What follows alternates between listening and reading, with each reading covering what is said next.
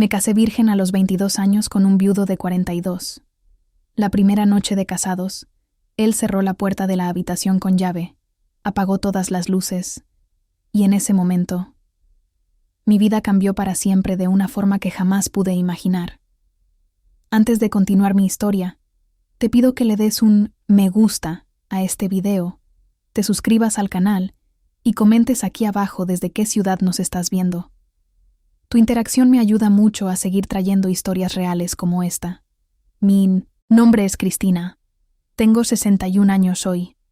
Pero cuando esta historia comenzó, yo era solo una chica de pueblo de la zona de Castilla, criada en una familia católica tradicional, donde la virginidad antes del matrimonio no solo era esperada, era obligatoria.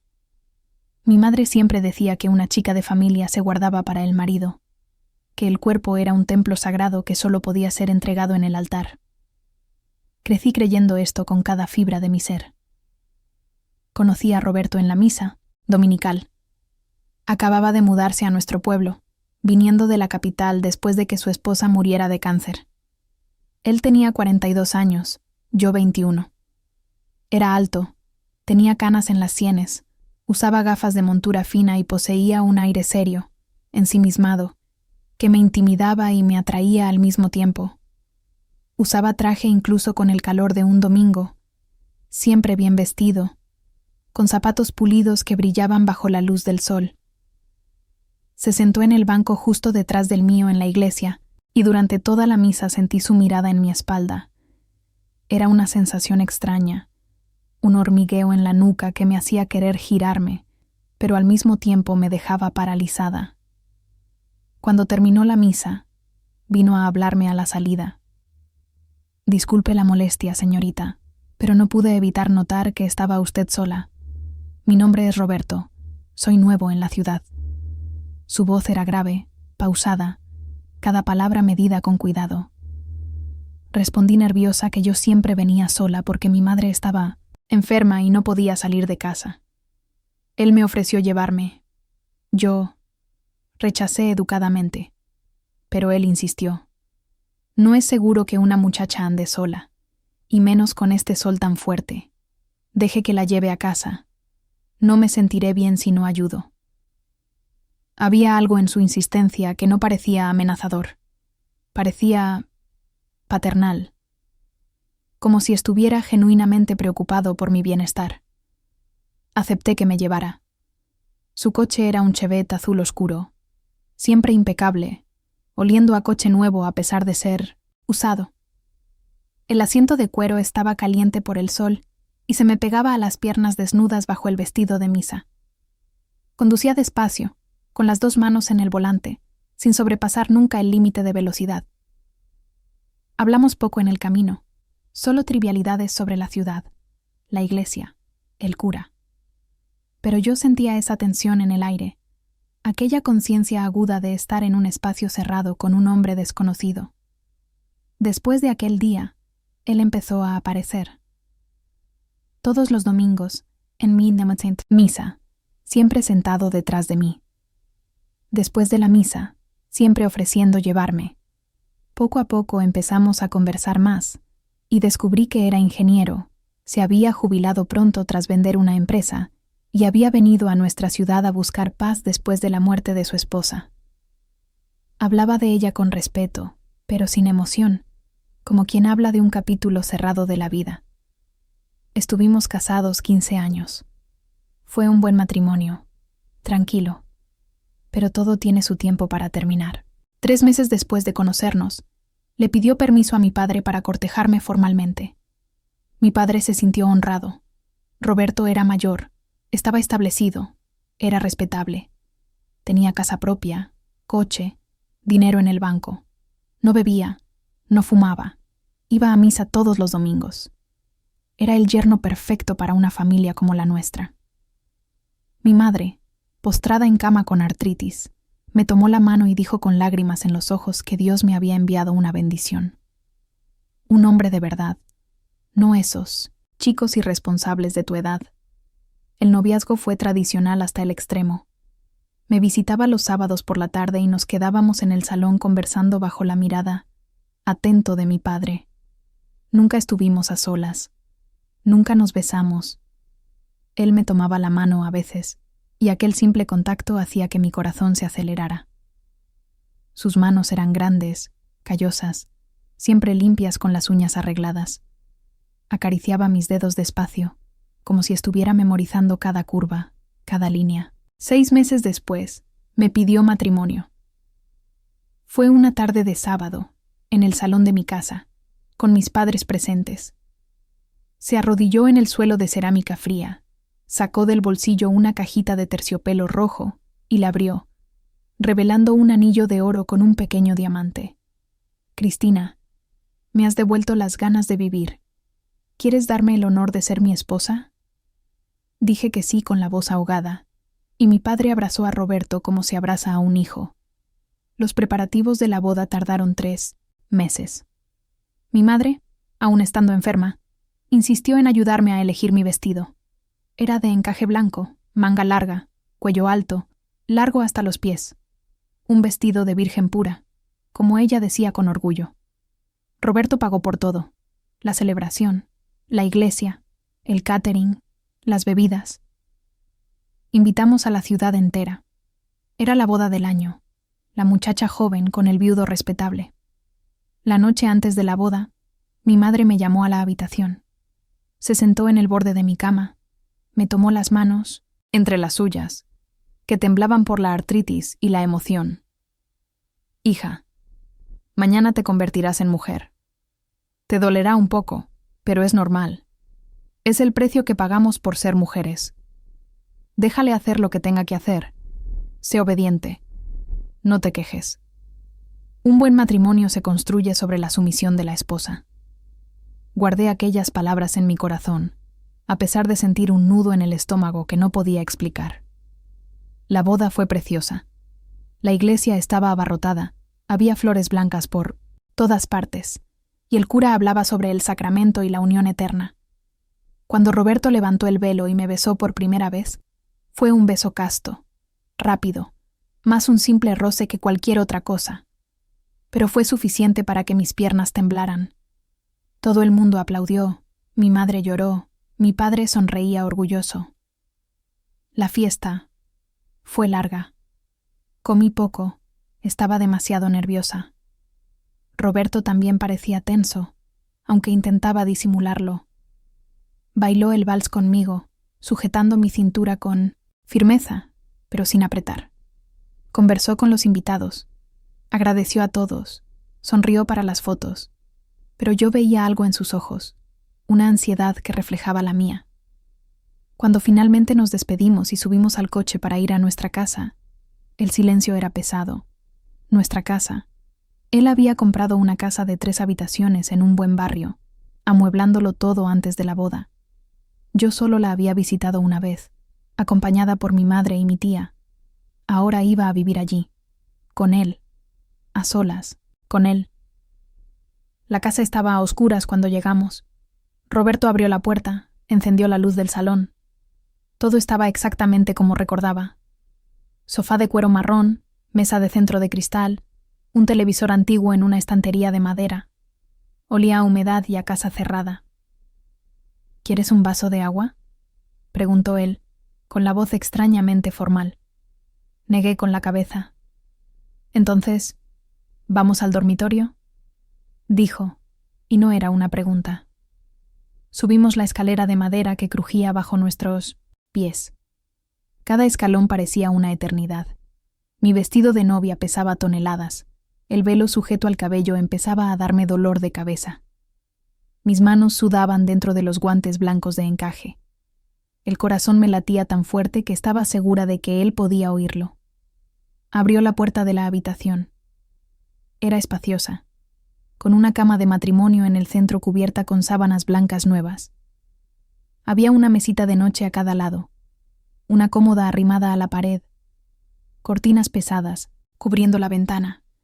El olor era a naftalina y a madera vieja. «Entra», dijo, y yo entré. Oí la puerta cerrarse detrás de mí, oí la llave girando en la cerradura. Todo mi cuerpo se tensó. «Voy a apagar la luz, ¿de acuerdo?», dijo, y sin esperar respuesta, lo hizo. La habitación se sumergió en una oscuridad total. Las cortinas eran tan gruesas que ni siquiera entraba la luz de la calle. Yo no veía nada, ni mi mano delante de la cara. Oí que se quitaba la americana. Oí el sonido del cinturón siendo desatado. Oí sus pasos acercándose. «Cristina», dijo. La voz saliendo de la oscuridad muy cerca de mí ahora. «Necesito que confíes en mí. ¿Puedes hacerlo?» Intenté responder, pero mi voz no salía. Solo un susurro ronco. «Sí». «Estupendo», dijo. Y entonces sentí sus manos en mis hombros, girando mi cuerpo, empezando a desabrochar los botones del vestido de novia por la espalda.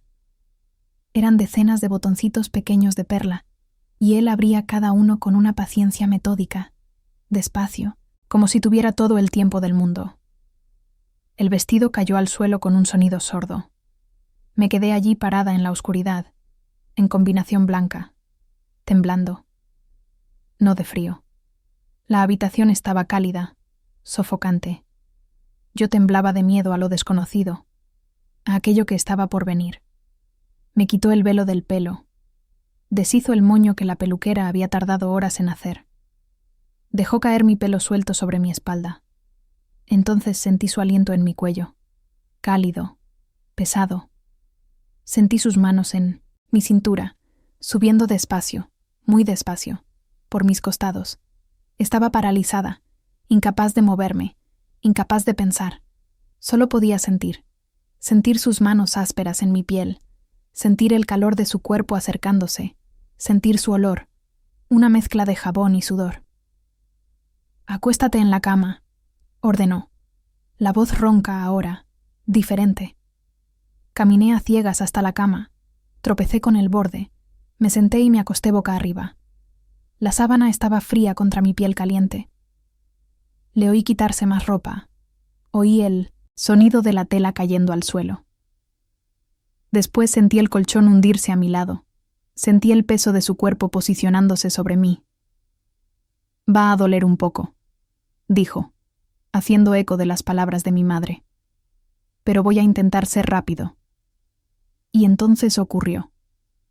El dolor vino, agudo y penetrante, haciendo que todo mi cuerpo se contrajera.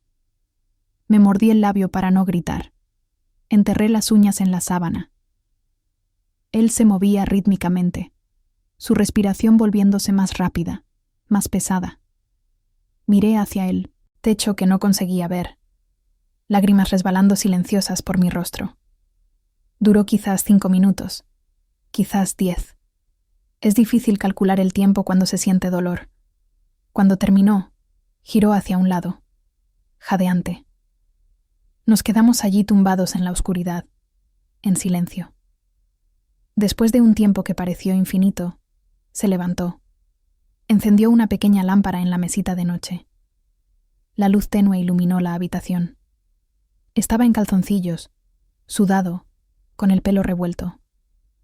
Me miró, y vi algo en 1900 en sus ojos que me heló. No era ternura. No era amor. Era satisfacción, como alguien que finalmente consiguió algo que había deseado durante mucho tiempo. «Voy a ducharme», dijo, y salió de la habitación. Oí la puerta del baño cerrarse. Oí la ducha encenderse. Me quedé tumbada sola, sintiendo el dolor palpitante entre las piernas, sintiendo algo húmedo y pegajoso resbalando. Cuando miré hacia abajo, vi sangre en la sábana blanca. No mucha, pero lo suficiente para dejar una mancha roja. Me levanté temblando. Cogí mi camisón del ajuar que estaba en una maleta en la esquina de la habitación. Me lo puse. Me senté en el borde de la cama, y fue solo entonces cuando empecé a llorar de verdad. No lloraba por el dolor físico, aunque dolía. Lloraba porque algo estaba mal, algo que no podía nombrar, pero que sentía en lo más hondo de mi alma. La forma en que había cerrado la puerta con llave, la oscuridad completa, la frialdad mecánica de todo. Aquello no había sido un acto de amor entre marido y mujer. Había sido otra cosa, algo que todavía no entendía, pero que me llenaba de miedo. Roberto volvió del baño, vestido con pijama, el pelo mojado peinado hacia atrás. Vio que estaba llorando, pero no preguntó por qué. Solo dijo: «Es normal ponerse emotiva el primer día. Pasará. Mañana te acostumbras». Después apagó la luz de nuevo y se acostó, dándome la espalda. En minutos estaba roncando suavemente. Me quedé despierta la noche entera, mirando a la oscuridad, oyendo su respiración, sintiendo el dolor en el cuerpo y en el pecho. Me había casado esa mañana pensando que estaba comenzando una vida de amor y compañerismo. Pero mientras el sol comenzaba a colarse por la rendija de la cortina, una única certeza crecía dentro de mí. Yo había cometido el mayor error de mi vida, y ahora estaba atrapada en él, para siempre, ante los ojos de Dios y de los hombres. Los primeros días de casada transcurrieron en un borrón de confusión y silencio. Roberto Senua despertaba temprano, desayunaba solo en la cocina mientras yo fingía seguir durmiendo, y salía a encargarse de asuntos en la ciudad. Volvía al final de la tarde. Cenábamos en silencio casi absoluto. Veíamos la televisión sin cruzar palabra, y cuando llegaba la hora de acostarse, mi cuerpo entero se contraía de tensión. Todas las noches era la misma rutina. Él cerraba la puerta con llave, apagaba todas las luces, y se abalanzaba sobre mí en la oscuridad total. Nunca me besaba. Nunca. Decía palabras cariñosas. Nunca me tocaba con ternura. Siempre era mecánico, rápido, doloroso, y cuando terminaba, se daba la vuelta y dormía, dejándome sola con mis lágrimas silenciosas y mi cuerpo dolorido. Durante el día, él era educado, formal, casi cordial. Me daba dinero para comprar víveres, preguntaba si necesitaba algo, elogiaba mi comida, pero había una distancia entre nosotros que parecía insuperable. Como si fuéramos dos extraños compartiendo una casa, no marido y mujer, comenzando una vida juntos. Una semana después de la boda, mi madre me envió un recado diciendo que quería verme. Fui a visitarla una tarde de jueves, llevando un bizcocho que había hecho esa mañana. Ella estaba en la cama como siempre, pero sus ojos brillaron cuando me vio entrar. «Hija, déjame verte. Te has ido a vivir con tu marido. Estás diferente. Eres una mujer ahora». Me senté en el borde de su cama y ella me sujetó las manos, examinando mi rostro con atención. «¿Estás feliz?», preguntó, y yo forcé una sonrisa. «Lo estoy, madre. Roberto es un buen marido». Las palabras salían mecánicas, ensayadas, vacías. Ella pareció satisfecha. Sabía que funcionaría. Él es un buen hombre. Tuviste suerte, Cristina. Mucha suerte. Mi tía Rosalía estaba en la cocina preparando café y me llamó para hablar. Era la hermana menor de mi madre.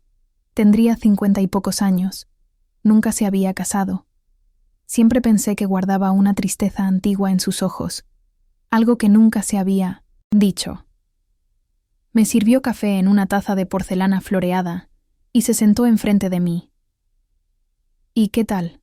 ¿Cómo va la vida de casada?», preguntó en voz baja, mirando hacia la puerta del dormitorio donde estaba mi madre. Respondí con las mismas palabras vacías. Tía Rosalía me miró por un largo momento. Luego dijo algo que me dejó helada.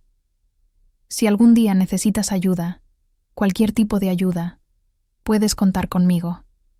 No hace falta que se lo digas a tu madre. Solo tienes que buscarme». Quise preguntar qué quería decir, pero mi madre llamó desde la cama y el momento pasó. Volví a casa aquella tarde con el corazón apesadumbrado.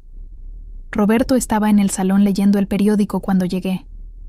«¿Cómo está tu madre?», preguntó sin levantar los ojos del papel.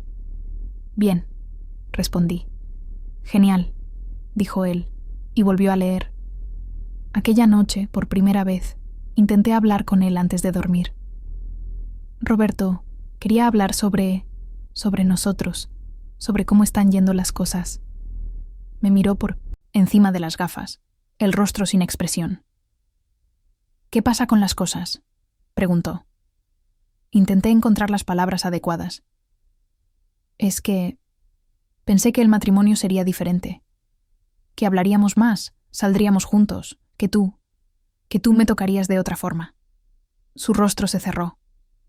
¿Tocar de qué forma? Tragué saliva. Con cariño, con amor. Se quitó las gafas despacio, las dobló, las puso en la mesita de noche. Cristina, yo te trato con todo respeto. Te doy casa, comida, dinero. Cumplo con mis obligaciones de marido. ¿Qué más quieres? Sentí que las lágrimas empezaban a formarse. Quiero que me ames. Se quedó en silencio por un largo momento. Luego suspiró. El amor es cosa de novelas baratas. El matrimonio es compañerismo, es respeto, es cumplir roles. Yo hago mi parte, tú haces la tuya. Eso es lo que importa. Y entonces apagó la luz, dando por terminada la conversación. Esa noche ni siquiera me tocó. Simplemente durmió, mientras yo me quedaba despierta, sintiendo un vacío inmenso en el pecho. Los días fueron pasando, y me di cuenta de que estaba desarrollando una rutina de supervivencia. Me despertaba, limpiaba la casa, cocinaba, esperaba a que él llegara. Hablaba con las vecinas por encima del muro, siempre superficialidades. Nadie podía saber que mi matrimonio era una farsa. Doña Margarita, la vecina de la derecha, siempre comentaba la suerte que yo había tenido. Don Roberto es tan elegante, tan educado. Te has sacado la lotería, chica. Empecé a asistir a las reuniones de la iglesia los miércoles por la tarde. Era un grupo de mujeres que se reunían para rezar el rosario y charlar.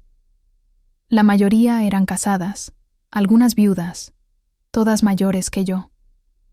Hablaban de sus maridos con una mezcla de afecto y resignación. José bebe demasiado los fines de semana. Antonio olvida mi cumpleaños todos los años. Carlos no ayuda en nada en casa. Pero todas parecían tener algo que yo no tenía. Una conexión real con sus maridos, por imperfecta que fuera. Se reían contando historias cotidianas, se quejaban, pero con ternura. Tenían recuerdos compartidos de años de vida juntos. Yo no tenía nada de eso. Solo tenía silencio y oscuridad. Fue en una de esas reuniones que conocí a doña Elena. Tendría unos 60 años, el pelo completamente blanco recogido en un moño, y unos ojos azules penetrantes. Era viuda desde hacía 5 años. Su marido había muerto de un infarto. Se sentó a mi lado durante el rosario y luego me arrastró a un rincón. Tú eres la chica que se casó con Roberto, ¿verdad? Asentí. Él era amigo de mi marido allí en la capital, antes de que se mudara aquí. Mi corazón se aceleró. ¿Usted conocía a su difunta esposa? Doña Elena se puso seria. Sí, la conocía, la pobre Teresa. Que Dios la tenga en su gloria. Murió muy joven, solo tenía 35 años. El cáncer se la llevó rápido. Había algo en su tono de voz, una insinuación que no lograba descifrar. ¿Cómo era ella?, pregunté. Doña Elena me miró. En los ojos, quieta, muy callada. Casi no hablaba. Vivía dentro de casa, no recibía visitas, no salía. Pensé que era a causa de la enfermedad, comenté. Doña Elena negó con la cabeza lentamente. Teresa siempre fue así, desde que se casó con él. Mi marido decía que ella cambió completamente después de la boda. Antes era una joven alegre, llena de vida. Luego se fue apagando, desapareciendo, como una sombra. Un escalofrío me recorrió la espalda. Quise preguntar más, pero en ese momento la líder del grupo llamó para empezar la oración. Doña Elena me apretó la mano antes de levantarse. Si necesitas hablar, mi puerta siempre está abierta. Vivo en la calle de detrás de la iglesia, casa amarilla con portal verde. Memoriza la dirección. Nunca se sabe cuándo una mujer necesita a otra mujer. Volví a casa aquella tarde con la cabeza bullendo de pensamientos. Teresa tenía 35 años cuando murió. Había estado casada con Roberto durante 15 años, desde los 20. La misma edad que yo tenía cuando le conocí. ¿Se habría casado ella también virgen? ¿Él también la encerraba en el cuarto oscuro todas las noches? ¿Ella también se sentía sola y asustada? Empecé a prestar más atención a las cosas. Pequeños detalles que antes pasaban inadvertidos. Las fotos de la difunta esposa que Roberto guardaba en portarretratos por toda la casa. En todas ellas, Teresa estaba de lado, con la cabeza baja, nunca mirando directamente a la cámara. Su ropa era siempre oscura, cerrada, larga. No había ni una sola foto de ella sonriendo. En el armario de la habitación, en el fondo de un cajón que Roberto me dijo que no tocara, encontré una caja de zapatos. Dentro había cartas. Cartas que Teresa había escrito pero que, por lo visto, nunca había enviado. Estaban dirigidas a su madre, a una hermana, a viejas amigas. Las leí todas con las manos temblando. Mamá, tengo miedo. No me deja salir de casa sola. Dice que la mujer casada no necesita amistades, solo necesita al marido. María, ayúdame. Ya no sé qué hacer. Él me controla, decide todo, no me deja ni elegir qué ropa ponerme. Necesito que vengas a buscarme. Las cartas eran de años diferentes, empezando justo después del matrimonio de Teresa e iban hasta pocos meses antes de su muerte. Todas hablaban de lo mismo: control, aislamiento, miedo.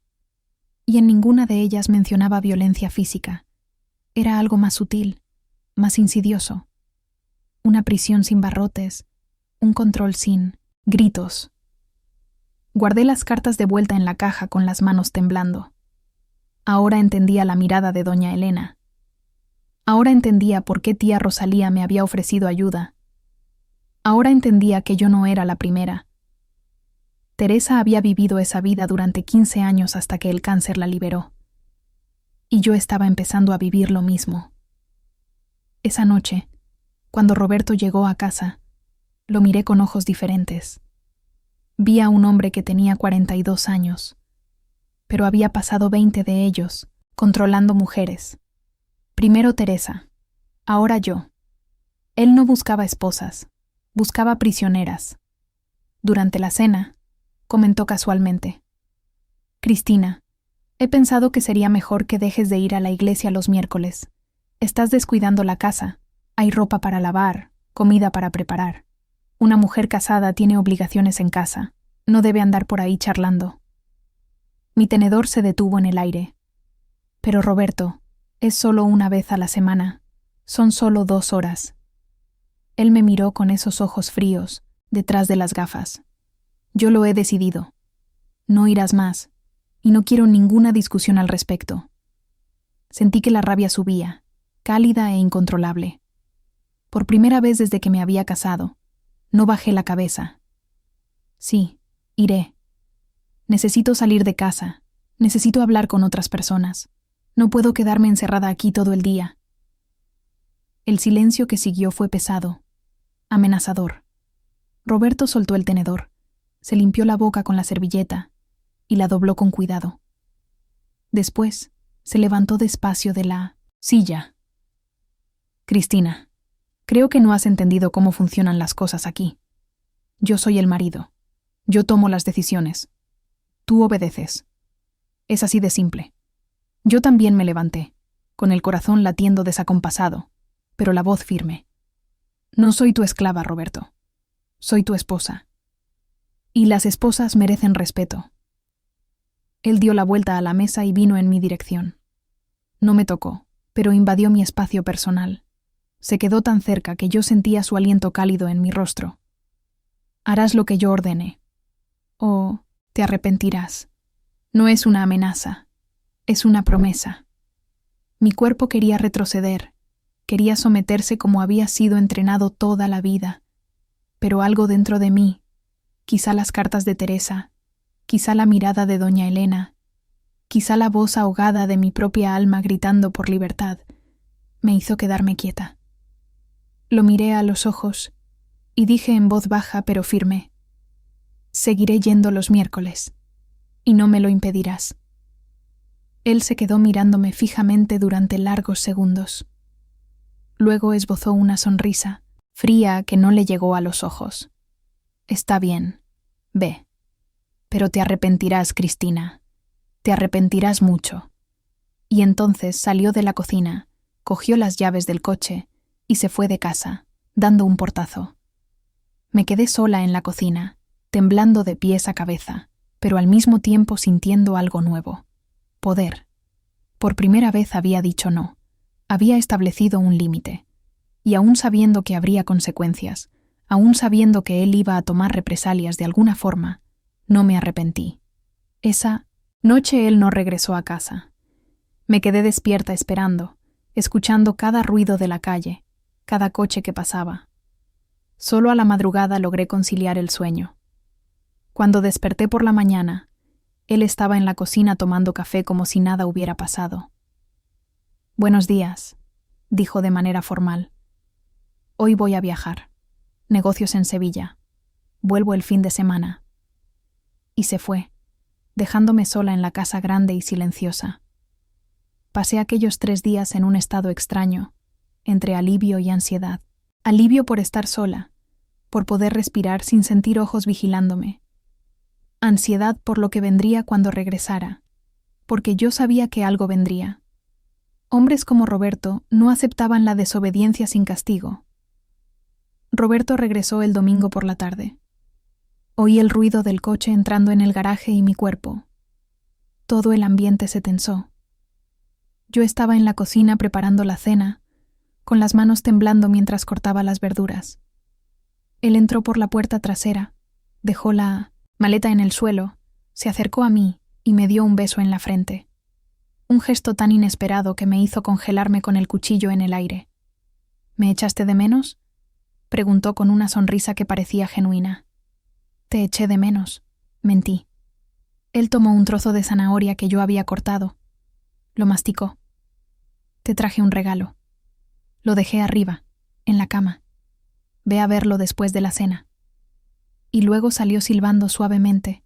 Subió a ducharse como si los últimos días no hubieran ocurrido, como si la discusión antes de que él viajara nunca hubiera existido. La cena fue extrañamente agradable. Él habló sobre el viaje, contó historias graciosas de personas que había encontrado, y elogió mi comida 3 veces. Estaba encantador, atento, casi cariñoso. Yo respondía mecánicamente, siempre alerta, esperando el golpe que sabía que vendría. Pero no llegó. Cenamos, lavamos los platos juntos, incluso secó los platos mientras yo fregaba. Luego subimos a la habitación. Sobre la cama había una caja grande envuelta en papel de regalo rosa. «Ábrelo», dijo, apoyado en el marco de la puerta, con los brazos cruzados, sonriendo. Abrí lentamente. Dentro había un vestido. Era bonito, moderno, de un tejido ligero y vaporoso, de color azul turquesa.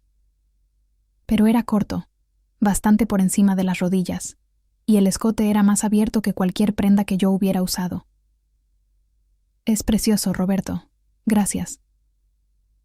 Él se acercó a mí, tomó el vestido, lo sostuvo contra mi cuerpo. «Quiero que lo uses el miércoles, cuando vayas a tu reunión en la iglesia». Se me heló la sangre. «¿Qué?». Él siguió sonriendo con esa sonrisa extraña. «Dijiste que querías ir, así que ve, pero ve bien vestida. Hermosa. Quiero que todas esas mujeres vean lo moderna y elegante que es mi esposa». «Pero Roberto, este vestido es demasiado corto para usar en la iglesia». Él soltó el vestido sobre la cama, la sonrisa desapareciendo.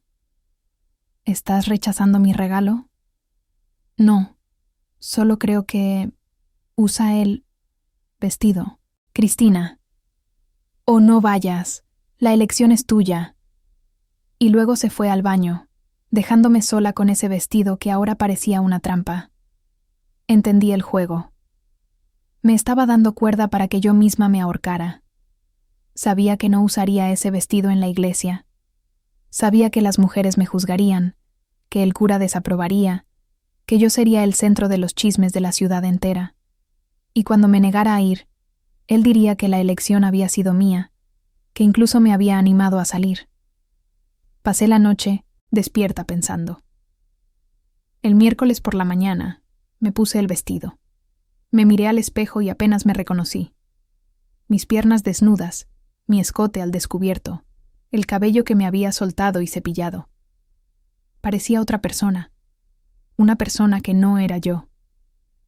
Roberto bajó conmigo hasta la sala. Me miró de arriba a abajo. Estás preciosa. Todas se morirán de envidia. Luego me abrió la puerta. Diviértete. Caminé por las calles del pueblo sintiendo todas las miradas. La gente se detenía para verme pasar. Oía los cuchicheos. Veía las muecas de desaprobación. Cuando llegué a la iglesia, las mujeres se quedaron en silencio. Doña Margarita, la vecina, me miró de arriba a abajo. Cristina, ¿qué ropa es esa? Es la moda, respondí con la voz temblorosa. Mi marido me lo regaló.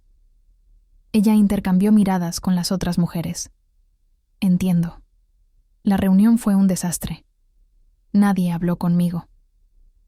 Rezamos el rosario en un silencio pesado, y luego, cuando normalmente nos habríamos quedado charlando, todas se fueron rápido, poniendo excusas. Solo doña Elena se quedó. Me jaló hacia un rincón de la iglesia vacía. Él te obligó a usar esto, ¿verdad? No necesité responder. Ella vio la verdad en mi rostro. Así es como empieza, niña.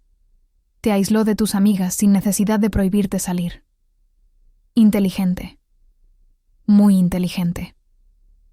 Volví a casa con la vergüenza ardiéndome el rostro.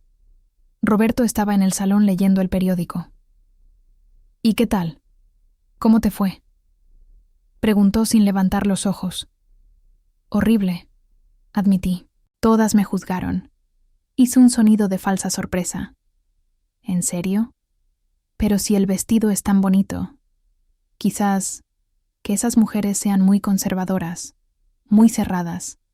Quizás ya no encajes allí. Tal vez sea mejor quedarse en casa donde estás cómoda. Y así, sin gritar, sin pegar, sin prohibirme explícitamente nada, me había cortado de mi único contacto social. En los días siguientes, noté otros patrones. Empezó a llegar a casa en horarios aleatorios, siempre tomándome por sorpresa. Si estaba conversando con doña Margarita en el muro, él aparecía. Si estaba hablando por teléfono con mi madre, él entraba en el salón. Nunca decía nada, solo se quedaba allí, presente, recordándome que estaba siendo observada. Una tarde, 2 semanas después del incidente del vestido, sonó el timbre.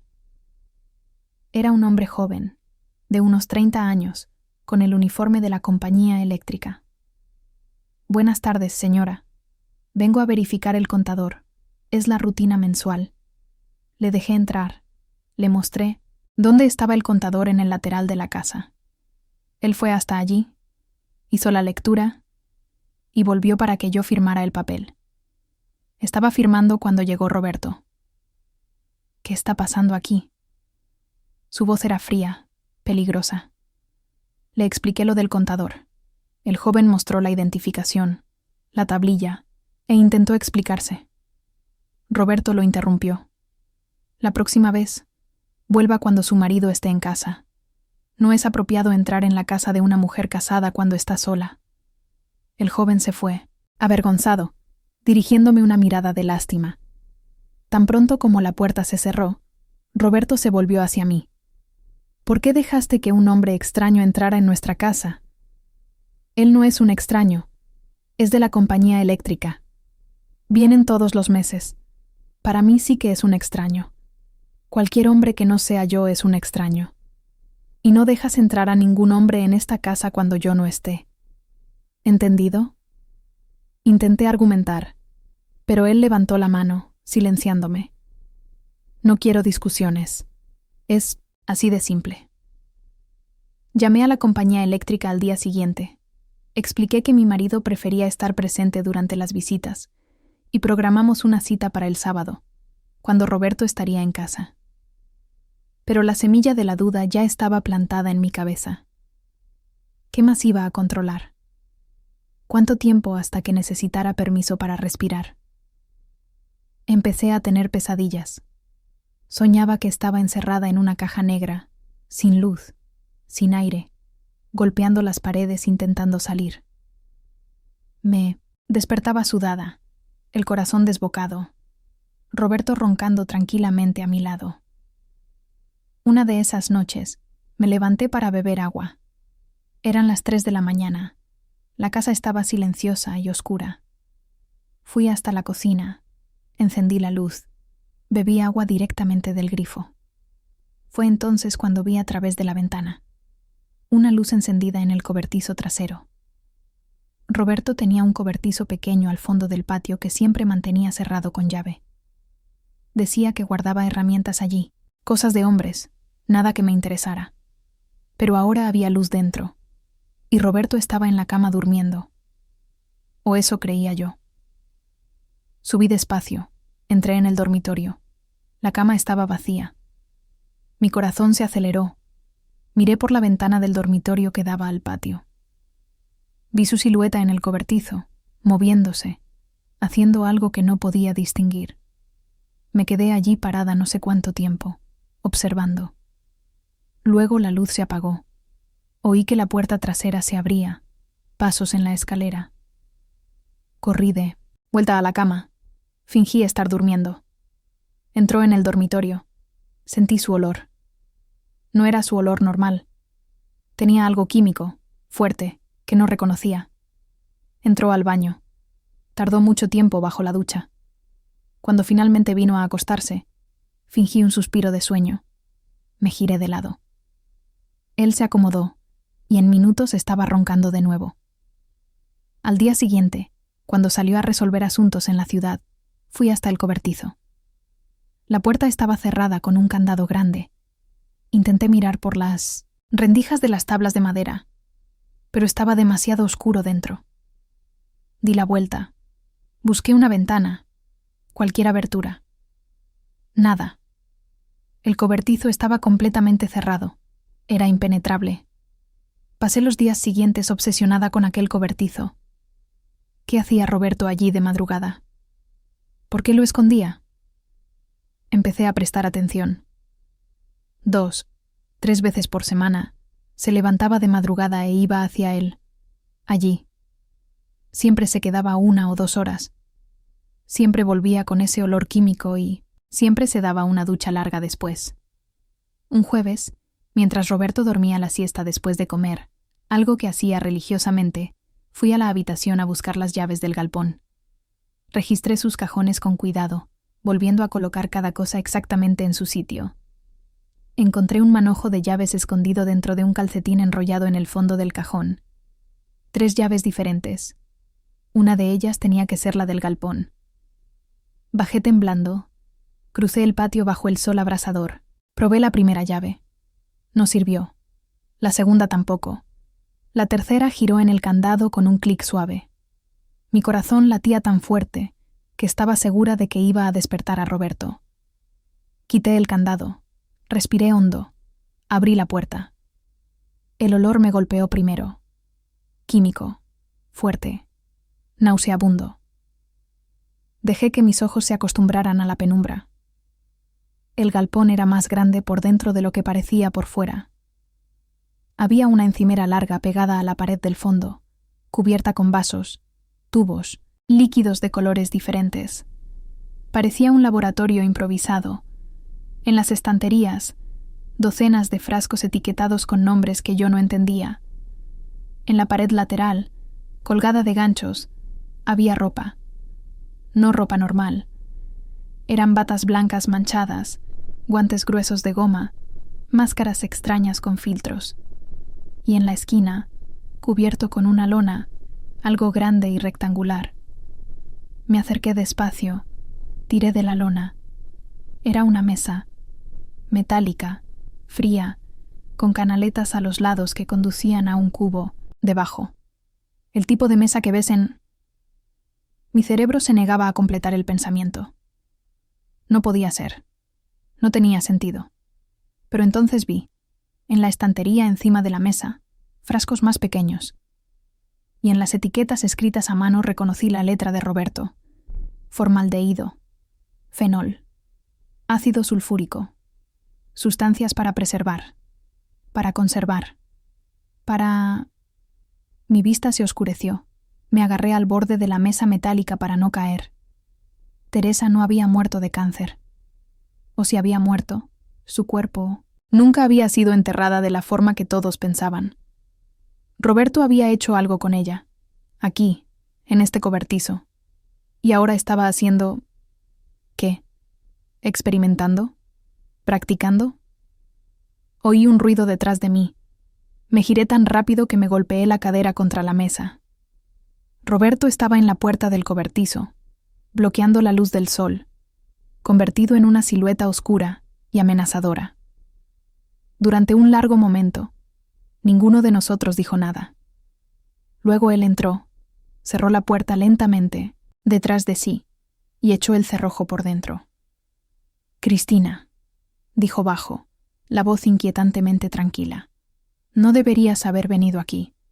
Intenté hablar, pero mi voz no salía. Él dio un paso en mi dirección, luego otro. «Ahora vamos a tener una conversación seria, sobre límites, sobre obediencia, sobre consecuencias». Di un paso hacia atrás, luego otro, hasta que mi espalda chocó contra la pared fría del cobertizo. Él siguió acercándose hasta estar muy cerca de mí, lo suficientemente cerca para que yo sintiera su aliento, viera las venas hinchadas en su cuello y notara cómo sus manos temblaban ligeramente. No por miedo, por rabia contenida. «¿Sabes lo que les pasa a las esposas desobedientes?», preguntó, la voz un susurro peligroso.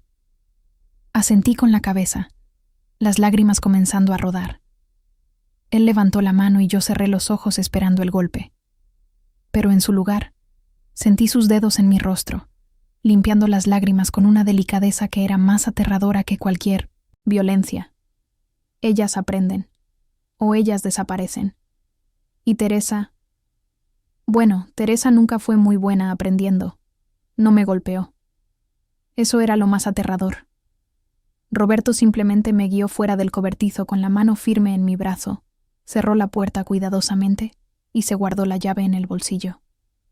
Caminamos en silencio hasta la casa, él detrás de mí, lo suficientemente cerca para que yo sintiera su presencia como una amenaza física. Cuando llegamos a la cocina, él retiró una silla. «Siéntate». Me senté. Mis piernas no me sostendrían de todos modos. Él se quedó de pie frente a mí, con los brazos cruzados, estudiándome como si yo fuera un rompecabezas que... Él necesitaba resolverlo. «¿Cuánto viste?» «Todo», susurré. Él asintió lentamente. «¿Y qué crees que viste?» Intenté tragar, pero mi garganta estaba demasiado seca. «No sé». Él sonrió, pero no había nada de alegría en aquella sonrisa. «Voy a contarte una historia, Cristina. Sobre Teresa, mi primera esposa». Él acercó otra silla. Se sentó frente a mí, tan cerca que nuestras rodillas casi se tocaban. Teresa era hermosa, inteligente. Todos pensaban que yo había tenido suerte, y la tuve, al principio. Pero ella tenía un defecto grave. No podía estarse quieta. Siempre preguntando, siempre queriendo saber, siempre husmeando en mis cosas, igual que tú ahora. Hizo una pausa. Dejó que las palabras penetraran. Le advertí, muchas veces, pero ella no aprendía. Hasta que un día descubrió algo que no debía. Algo sobre mi trabajo, mi verdadero trabajo. Se me heló la sangre. Él continuó. ¿Crees que gano dinero cómo? ¿Con la ferretería? La tienda apenas paga sus propias cuentas. No, mi dinero viene de otro sitio. De personas que necesitan ciertos servicios. Servicios discretos, ¿lo entiendes? Asentí con la cabeza porque no podía hacer otra cosa. Se inclinó más cerca. Hay gente que necesita hacer desaparecer a personas. Completamente. Sin rastro. Sin cuerpo. Sin pruebas. Y yo soy muy bueno en eso. Teresa lo descubrió. Igual que tú. Husmeó donde no debía. Vio cosas que no debía ver. Y entonces tuve que tomar una decisión, eliminarla o... Hizo una pausa, observándome, o confiar en ella, convertirla en socia. Intenté la segunda opción, se lo expliqué todo. Le mostré que el dinero era bueno, que nadie nunca sospecharía, que podríamos tener una vida cómoda si ella tan solo se callaba y me ayudaba. ¿Por cuánto tiempo funcionó? Mi voz salió en un hilo. 6 meses. Después empezó a tener pesadillas, crisis de conciencia. Habló de ir a la policía. Tuve que actuar. Fue rápido, indoloro. Ella no sufrió. ¿Y el cáncer? Mentira útil. La gente cree en el cáncer. Es conveniente. No levanta sospechas. Enterré un ataúd vacío. Lloré en el funeral. Todos me consolaron. El pobre viudo. Me levanté demasiado rápido. La silla cayó hacia atrás con estruendo. Intenté correr, pero él fue más rápido. Me sujetó por el brazo. Me tiró de vuelta. Calma. Calma, Cristina. No he terminado mi historia. Me empujó de nuevo a la silla que se había caído. Se quedó de pie sobre mí. Después de Teresa, juré que nunca más me casaría. Era demasiado arriesgado. Pero entonces te conocí. Tan joven, tan inocente, tan moldeable. Me di cuenta de que me había equivocado con Teresa. Elegí a una mujer ya formada, con sus propias ideas, su propia voluntad.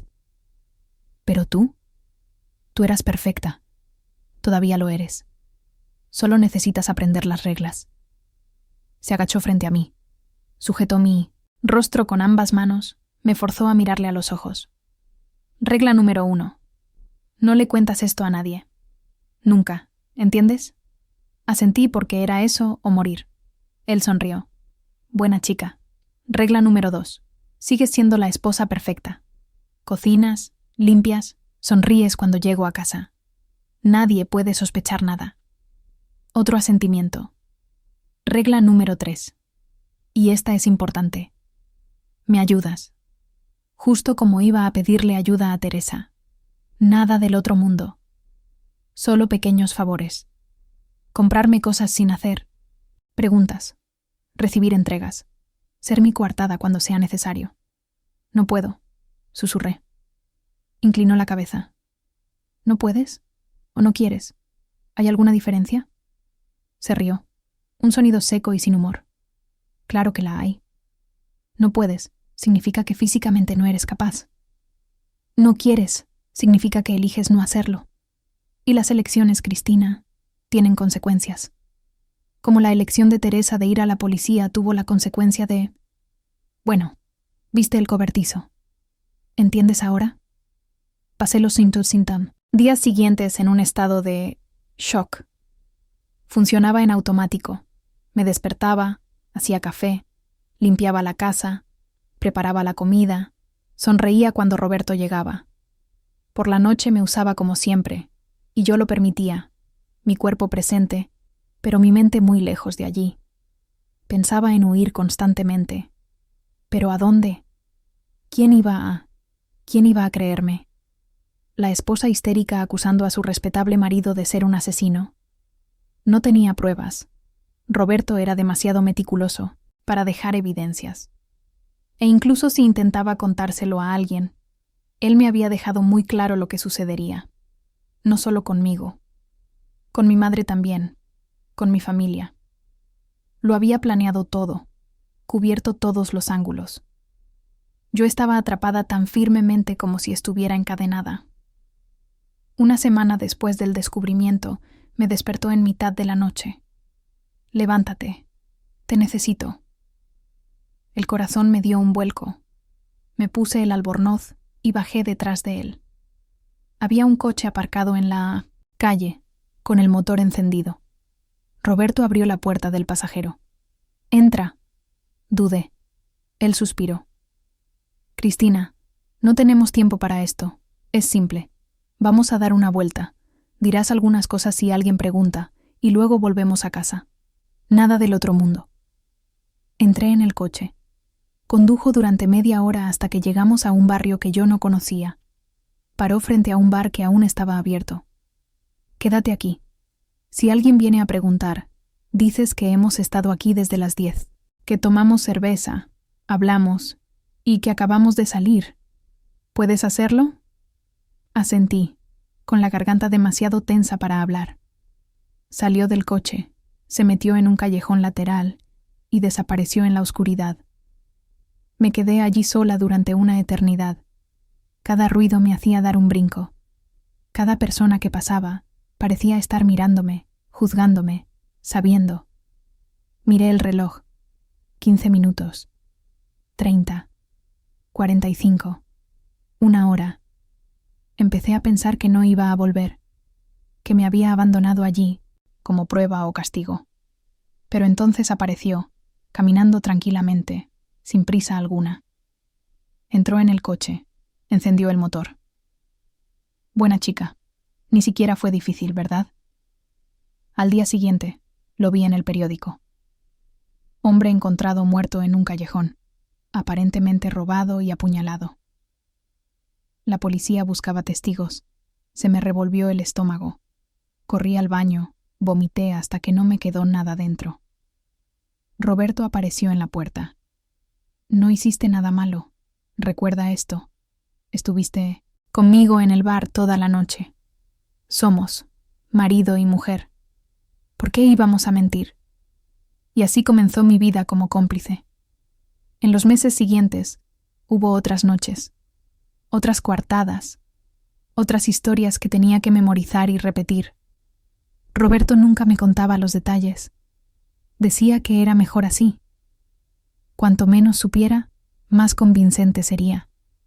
Pero yo lo sabía. Sabía que aquellas personas ya no existían, que habían sido procesadas en el almacén, reducidas a nada, borradas del mundo.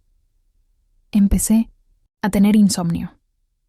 Tomaba pastillas que Roberto traía, pero me dejaban aturdida, confusa. Empecé a evitar los espejos porque no reconocía a la persona que me devolvía la mirada. Demasiado delgada, ojeras profundas, ojos vacíos. Parecía un fantasma. Quizás yo era un fantasma. La Cristina que se había casado meses atrás estaba muerta.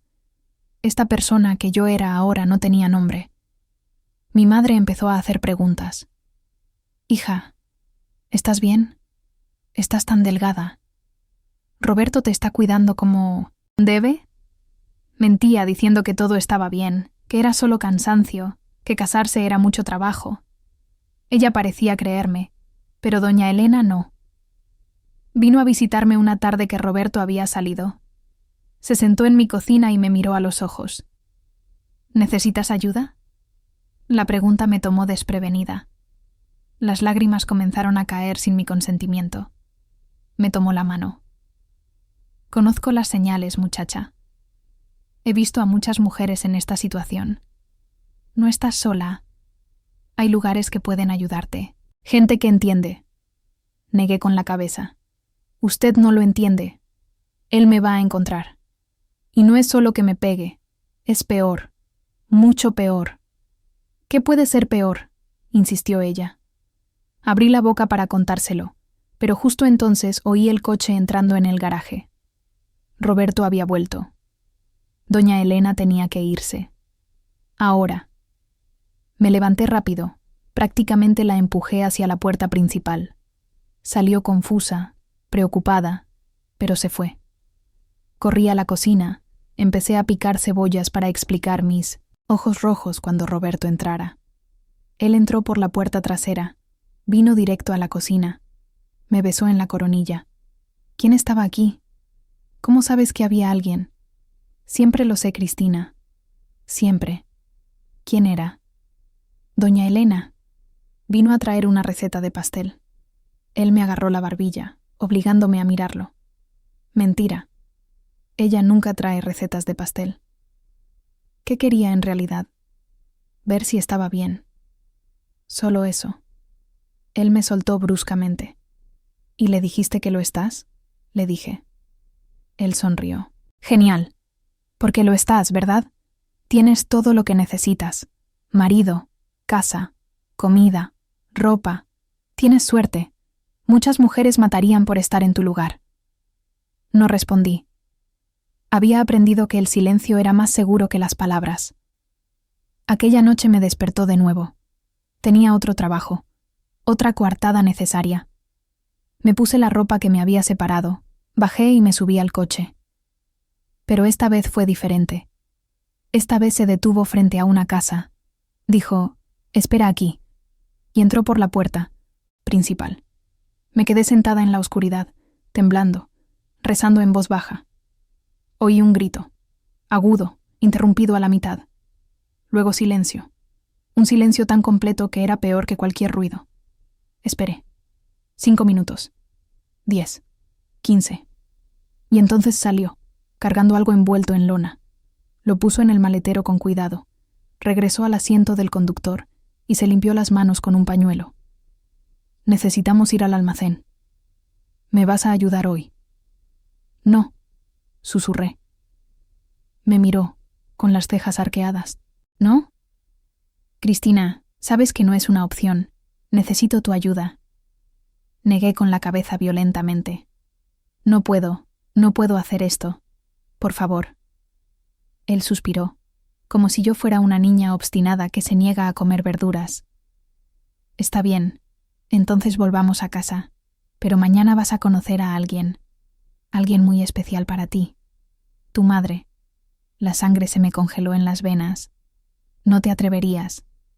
Encendió el motor del coche. ¿No me atrevería? Cristina, me atrevo a todo, especialmente cuando mi esposa está siendo desobediente. Ahora eliges. Me ayudas ahora. O mañana visito a tu madre. Y esta vez no será una visita social. Cerré los ojos, con lágrimas cayendo a torrentes. Está bien. Te ayudo. Pasamos la noche en el almacén. Roberto me enseñó a manejar las herramientas, a mezclar las sustancias, a hacer que un cuerpo desapareciera por completo. Vomité 3 veces. Él esperó pacientemente, me dio agua, y luego continuó la lección. Cuando salió el sol, ya no quedaba nada. Ninguna evidencia de que aquella persona hubiera existido. Ningún rastro. Nada. Volvimos a casa cuando la ciudad despertaba. Nos duchamos juntos. Él lavó mi cabello con un cuidado casi tierno. Me puso mi ropa de dormir. Me acostó en la cama y se quedó sentado a mi lado acariciando mi rostro mientras yo temblaba en estado de shock. Ahora lo entiendes. Ahora somos verdaderos socios. Marido y mujer en todos los sentidos. Cerré los ojos y deseé estar muerta. Pero no lo estaba. Estaba viva. Y eso era peor que cualquier muerte. Los días siguientes pasaron como un borrón gris. Yo me movía por la casa como un autómata, haciendo las tareas sin pensar, sin sentir. Roberto era sorprendentemente amable. Traía flores, chocolates, me abrazaba por detrás mientras yo cocinaba, como si la noche en el cobertizo nunca hubiera pasado, como si yo no tuviera sangre en las manos ahora, literal y metafóricamente. Una mañana me desperté y él ya se había ido. Había una nota en la mesa de la cocina con su letra pulcra. Volveré tarde. Hay dinero en el cajón si necesitas comprar algo. No salgas mucho. Te amo. Las últimas 2 palabras me hicieron vomitar en el fregadero. ¿Cómo podía decir que me amaba? ¿Qué clase de amor era ese que destruía, que corrompía, que transformaba a las personas en monstruos? Pasé el día entero sentada en el sofá, mirando a la pared. No cociné, no limpié, no hice nada. Cuando oscureció, finalmente me levanté, fui hasta el teléfono, marqué el número de la casa de mi madre con manos temblorosas. Tía Rosalía atendió. Cristina, tu madre está durmiendo. ¿Quieres que la despierte? No, mentí. Solo quería saber cómo estaba. Está bien, gracias a Dios. Más fuerte esta semana. Colgué y lloré. Lloré por todo lo que había perdido, por todo lo que nunca sería. Lloré por la niña que había sido, que creía en el amor y los finales felices. Lloré por la mujer en la que me había convertido, cómplice de asesinato, atrapada en una jaula, invisible. Cuando Roberto llegó, me encontró todavía en el suelo del salón, rodeada de lágrimas. No dijo nada. Simplemente me levantó, me llevó a la habitación, me acostó en la cama, me quitó los zapatos, me cubrió con la manta. Se acostó a mi lado y me abrazó. Sé que es difícil, pero pasará. Te acostumbrarás. Todas se acostumbran. ¿Todas quiénes? Él me besó la frente. No importa. Duerme ahora. Pero yo no podía dormir. Me quedaba mirando el techo en la oscuridad, pensando. Todas se acostumbran. ¿Cuántas había habido antes de mí? ¿Cuántas esposas había destruido? Teresa no había sido la primera. Ahora lo sabía. Había otras. Mujeres que habían desaparecido, o muerto por causas convenientes, o simplemente se habían marchado de la ciudad sin explicación. Empecé a investigar, sutilmente, con cautela. Cuando Roberto salía, yo registraba la casa. Buscaba pistas, pruebas, cualquier cosa que me diera respuestas. Encontré documentos escondidos en el fondo de su armario. Certificados de matrimonio, 3 de ellos, 3 mujeres antes de Teresa. Nombres que no reconocía: Marina, Beatriz, Luciana. Todas se habían casado con Roberto. Ninguna tenía más de 25 años en las fotos. También había recortes de prensa. Artículos sobre desapariciones, muertes inexplicables, casos sin resolver. Roberto los guardaba como trofeos. Sentí cómo me subía la bilis a la garganta. Guardé todo de nuevo exactamente como estaba, con las manos temblando tanto que apenas podía doblar los papeles. Él no podía saber que lo había descubierto. Todavía no. Necesitaba un plan. No podía simplemente huir. Él me encontraría. Y cuando lo hiciera, mataría no solo a mí, sino a mi madre, a mi familia entera. Necesitaba algo mejor. Algo que lo detuviera permanentemente. ¿Pero qué? Ir a la policía sin pruebas sería inútil. E incluso con pruebas, ¿quién me aseguraba que no tenía contactos allí?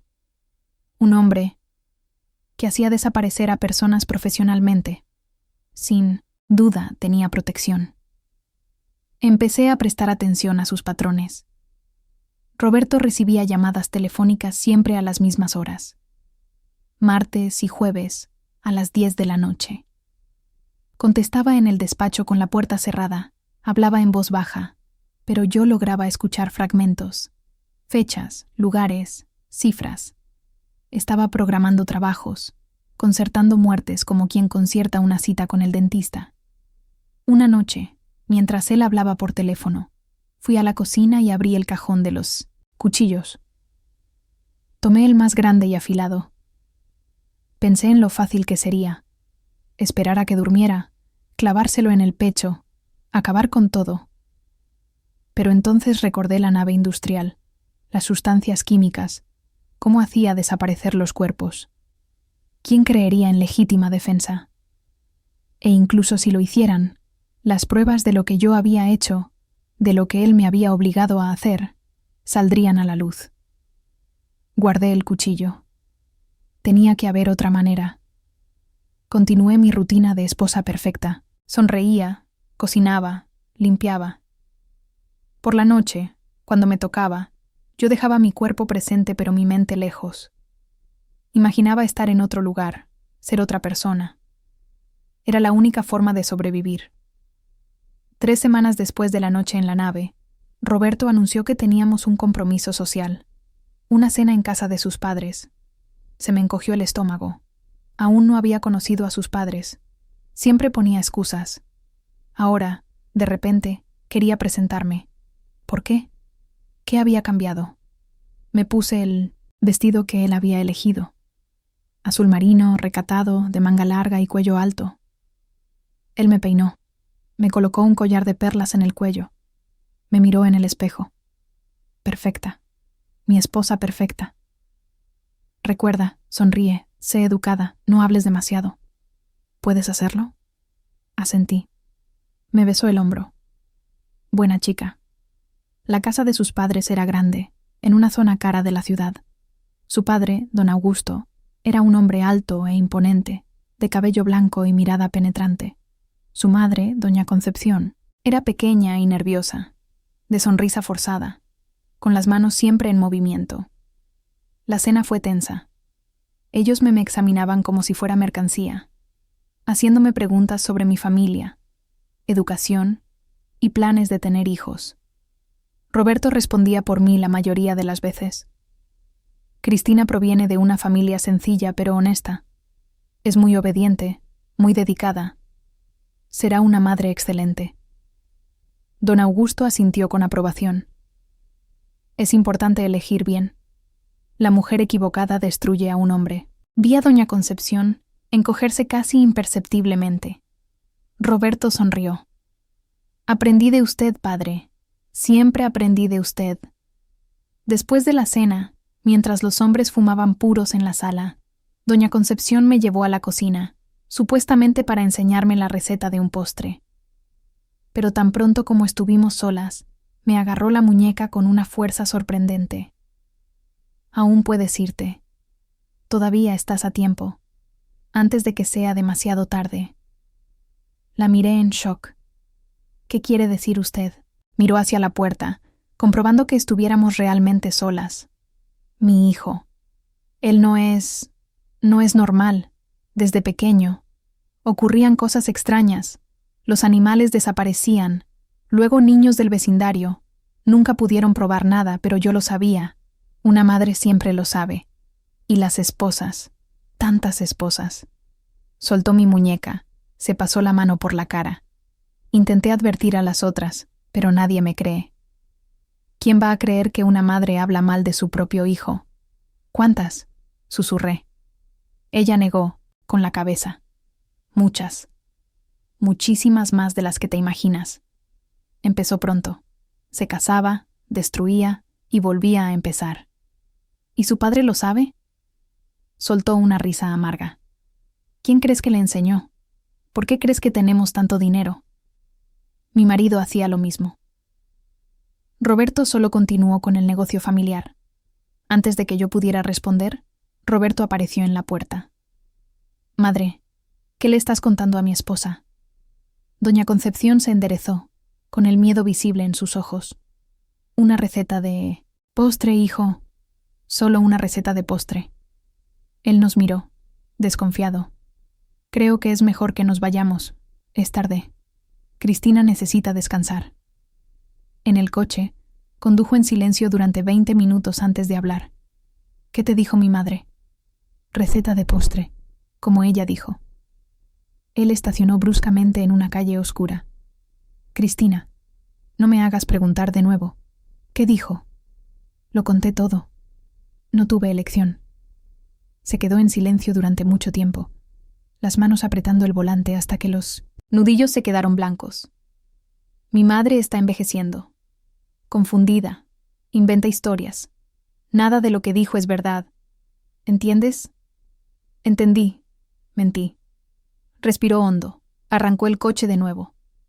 Creo que no los visitaremos por un tiempo más. Es mejor así. Para todos. Esa noche soñé con doña Concepción. Estaba en el almacén, sobre la mesa de metal, con los ojos abiertos y vacíos.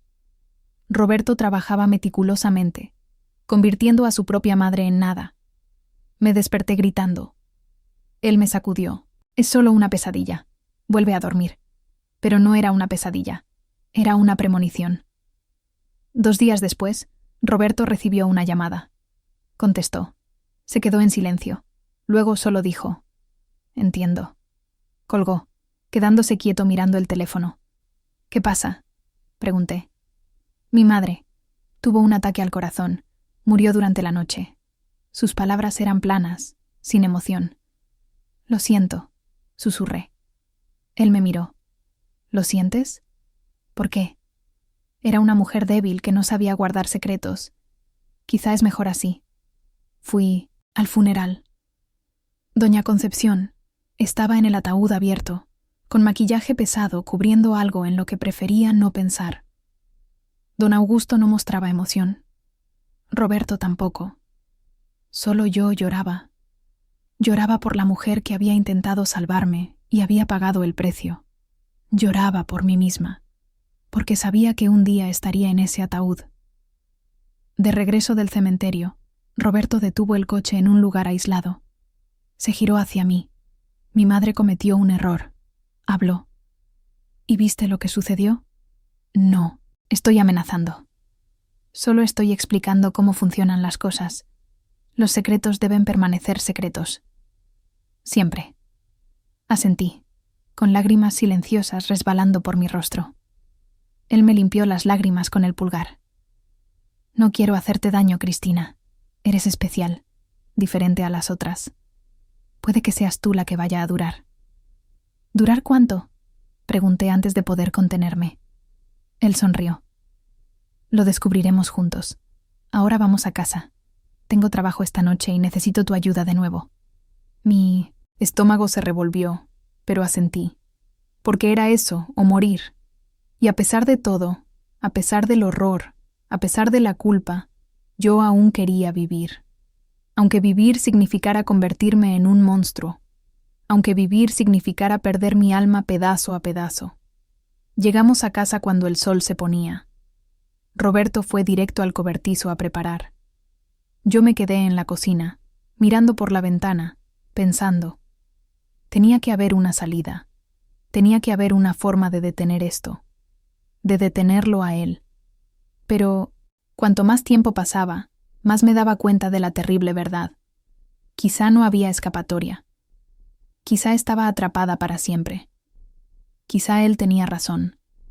Quizá de verdad iba a acostumbrarme.